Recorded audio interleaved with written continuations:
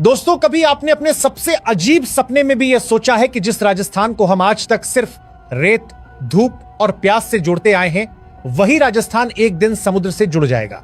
जरा आंख बंद करके सोचिए, तपता हुआ रेगिस्तान और उसी के बीच समुद्र का पानी, कंटेनर, जहाजों की आवाज और लॉजिस्टिक्स हब। यह सुनने में आज भी किसी फिल्म की कहानी लगता है, लेकिन यह कोई कहानी नहीं है। यह एक असली प्रोजेक्ट है जिस पर काम शुरू हो चुका है और यही वजह है कि पूरी दुनिया की नजरें अचानक राजस्थान पर टिक गई हैं। भारत एक ऐसा कदम उठा रहा है जो आज तक किसी बड़े देश ने इतने बड़े पैमाने पर करने की हिम्मत नहीं की। समुद्र को रेगिस्तान तक लाना, और सिर्फ पानी के लिए नहीं बल्कि पूरे ट्रेड सिस्टम को बदल देने के लिए। यह कहानी सिर्फ पाइपलाइन की नहीं है, यह कहानी सोच बदलने की है, रणनीति बदलने की है और भारत की नई पहचान बनाने की है। अब सवाल उठता है कि आखिर भारत को ऐसा करने की जरूरत क्यों पड़ी? क्या सच में भारत के पास पानी की इतनी कमी है या फिर इसके पीछे कोई बड़ा खेल है? जवाब है, बहुत बड़ा खेल। दरअसल आज की दुनिया में ताकत उसी के पास है जिसके हाथ में सप्लाई चेन है, जिसके पास ट्रेड रूट्स का कंट्रोल है और जो माल को सबसे सस्ते और सबसे तेज तरीके से एक जगह से दूसरी जगह पहुंचा सके। आज भारत दुनिया की बड़ी इकोनॉमी बनता जा रहा है, फैक्ट्रियां लग रही हैं, मैन्युफैक्चरिंग बढ़ रही हैं, एक्सपोर्ट लगातार ऊपर जा रहा है। लेकिन एक बड़ी दिक्कत है, लॉजिस्टिक्स। उत्तर भारत और मध्य भारत से बंदरगाह बहुत दूर है, माल को समुद्र तक पहुंचाने में समय भी लगता है और पैसा भी, और यही कमजोरी भारत अब खत्म करना चाहता है। राजस्थान में बनने वाला यह डेजर्ट हाइड्रो कॉरिडोर असल में भारत की उसी कमजोरी पर सीधा वार है। यह कोई साधारण नहर नहीं है, यह कोई आम पाइपलाइन नहीं है, यह एक 262 किलोमीटर लंबा स्मार्ट समुद्री कॉरिडोर है जो सीधे अरब सागर को राजस्थान से जोड़ देगा। यानी अब समुद्र सिर्फ गुजरात तक सीमित नहीं रहेगा, समुद्र की ताकत देश के अंदर तक पहुंचेगी। जहां अभी तक रेत उड़ती थी, वहां कल कंटेनर खड़े होंगे और जहां पानी की एक एक बूंद के लिए लोग तरसते थे, वहां पानी ही पूरी इकोनॉमी बदल देगा। अब जरा समझते हैं कि यह पूरा सिस्टम काम कैसे करेगा, क्योंकि इतना लंबा समुद्री जलमार्ग बनाना कोई बच्चों का खेल नहीं है। सबसे पहले बात करते हैं समुद्र किनारे बने इनटेक सिस्टम की। अरब सागर से पानी ऐसे ही उठाकर पाइप में नहीं डाला जा सकता। समुद्री पानी में गाद होती है, शैवाल होते हैं, रेत होती है, और अगर यह सब सीधे पाइप में चला गया तो पूरी लाइन कुछ ही महीनों में जाम हो जाएगी। इसलिए समुद्र के किनारे ही बड़े बड़े फिल्ट्रेशन सिस्टम लगाए जा रहे हैं जो पानी को साफ करेंगे, भारी कणों को रोकेंगे और सिर्फ कंट्रोल्ड फ्लो में पानी आगे भेजेंगे। इसके बाद आता है प्रेशर कंट्रोल नेटवर्क, क्योंकि 262 किलोमीटर तक पानी को आगे बढ़ाने के लिए सिर्फ ढलान या गुरुत्वाकर्षण काफी नहीं है। रास्ते में कई जगह हाई पावर पंपिंग स्टेशन बनाए जा रहे हैं।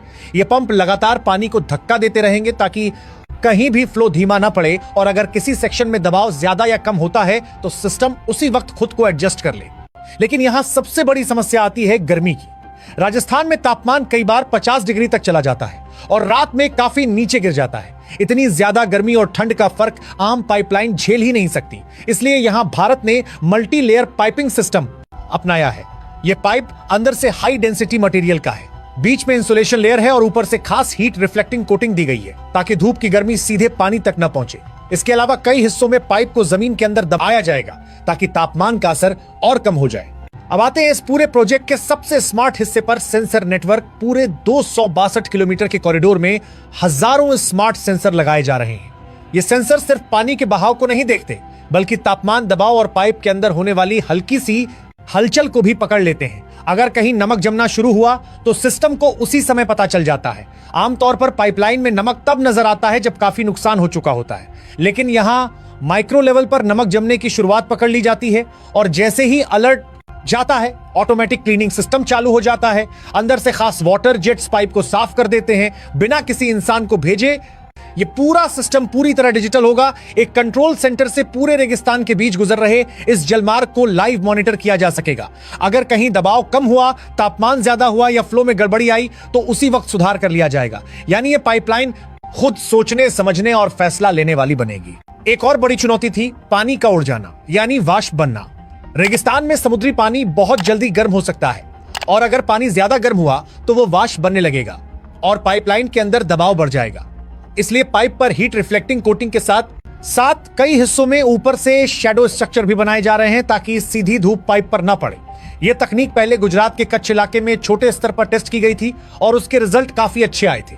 अब उसी तकनीक को बड़े पैमाने पर राजस्थान में लागू किया जा रहा है। अब बात करते हैं नमक की। समुद्री पानी में नमक बहुत ज्यादा होता है और अगर ये नमक पाइप की दीवारों पर जमने लगा तो पूरी लाइन धीरे धीरे जाम हो सकती है। भारत ने इसके लिए एक हाइब्रिड एंटी स्केल सिस्टम लगाया है।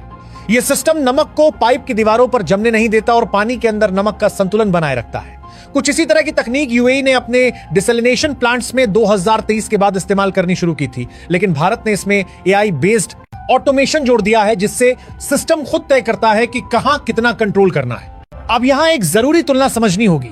भारत बनाम दुबई में भी डेजर्ट वाटर सिस्टम मौजूद है, लेकिन वहां की पाइपलाइन ज्यादातर समुद्र के आसपास ही रहती है। उनकी लंबाई आमतौर पर 40 से 50 किलोमीटर से ज्यादा नहीं होती और उनका फोकस सिर्फ शहरों तक पानी लाने का होता है। लेकिन भारत जो बना रहा है वो बिल्कुल अलग है।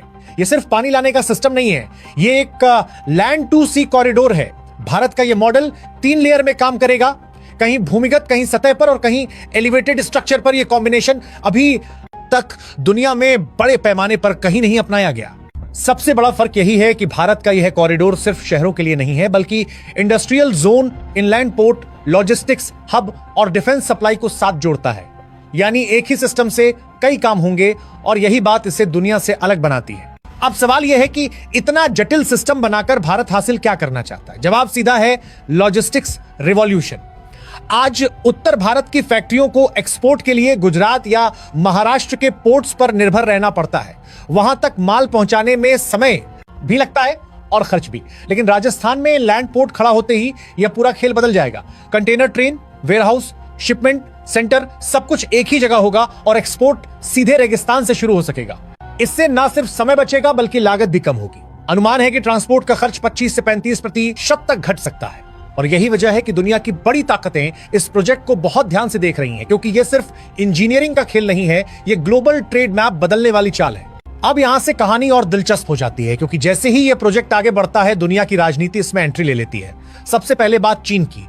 चीन की पूरी इकोनॉमी समुद्री रास्तों के कंट्रोल पर टिकी है। बेल्ट एंड रोड इनिशिएटिव के जरिए उसने एशिया, अफ्रीका और यूरोप में जगह जगह पोर्ट्स बनाए ताकि सप्लाई चेन उसके हाथ में रहे। ग्वादर पोर्ट इसी रणनीति का हिस्सा है, जहां से भारत को दबाव में रखने की कोशिश की जाती रही है।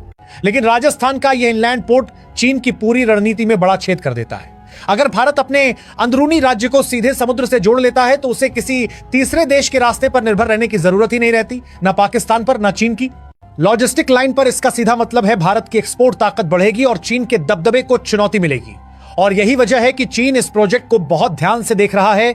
अब बात करते हैं दुबई की, क्योंकि यह प्रोजेक्ट दुबई को भी अंदर से हिला देने वाला है। दुबई सालों से मिडिल ईस्ट और एशिया के बीच सबसे बड़ा ट्रेड हब बना हुआ है। उसकी पूरी पहचान उसके पोर्ट्स, उसके वेयरहाउस और उसकी लॉजिस्टिक्स ताकत से बनी है। भारत का बहुत बड़ा हिस्सा, खासकर नॉर्थ इंडिया और सेंट्रल इंडिया का व्यापार कहीं ना कहीं दुबई होकर ही बाहर जाता है। लेकिन अगर राजस्थान में एक मजबूत इनलैंड पोर्ट खड़ा हो गया तो यह पूरा पैटर्न बदल सकता है। फैक्ट्रियां माल सीधे राजस्थान भेजेंगी, वहां से कंटेनर समुद्र में जाएंगे और दुबई का जो बीच का रोल है वो धीरे धीरे कमजोर पड़ सकता है। यही वजह है कि दुबई इस प्रोजेक्ट को सिर्फ एक भारतीय विकास योजना की तरह नहीं देख रहा, बल्कि एक भविष्य की चुनौती की तरह देख रहा है। अब अमेरिका और जापान की भी इसमें एंट्री समझना जरूरी है। अमेरिका चाहता है कि ग्लोबल ट्रेड सिस्टम में उसकी भूमिका बनी रहे, लेकिन अगर भारत अपने खुद के ट्रेड रूट्स डिजाइन करने लगता है, मिडिल ईस्ट और यूरोप से सीधे जुड़ जाता है, तो वेस्टर्न मोड से डिपेंडेंसी अपने आप कम हो जाती है। जापान भी सप्लाई चेन को लेकर बेहद सतर्क रहता है, क्योंकि नई लॉजिस्टिक लाइंस का मतलब होता है पूरी इकोनॉमी का संतुलन बदल जाना। इसलिए यह प्रोजेक्ट सिर्फ एशिया की बात नहीं है, बल्कि पूरी दुनिया के पावर सेंटर्स इसे ध्यान से देख रहे हैं।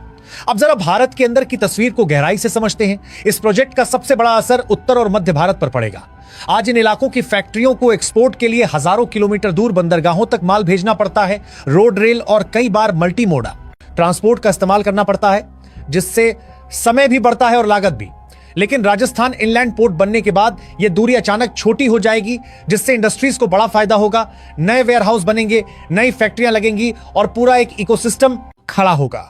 राजस्थान, जहां आज तक बेरोजगारी और पानी की कमी की चर्चा होती थी, वहां लाखों लोगों के लिए रोजगार पैदा होगा।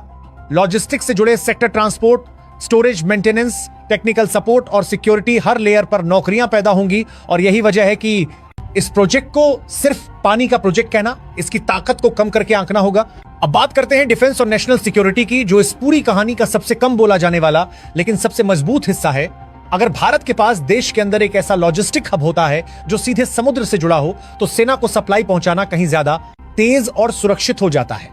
किसी भी आपात स्थिति में पश्चिमी सीमा पर या उत्तर में सेना की जरूरतों को पूरा करना आसान हो जाता है। यही वजह है कि यह प्रोजेक्ट सिर्फ सिविलियन नहीं बल्कि स्ट्रेटेजिक लेवल पर भी बेहद अहम माना जा रहा है। अब वापस आते हैं उस सबसे बड़े सवाल पर, क्या वाकई राजस्थान नया दुबई बन सकता है? जवाब सीधा है, राजस्थान दुबई की नकल नहीं बनेगा। राजस्थान दुबई से अलग रास्ता बनाएगा। दुबई सिर्फ पोर्ट इकोनॉमी है, लेकिन राजस्थान मल्टी लेयर इकोनॉमी बन सकता है। यहां ट्रेड भी होगा, इंडस्ट्री भी होगी, डिफेंस भी होगा और टेक्नोलॉजी भी।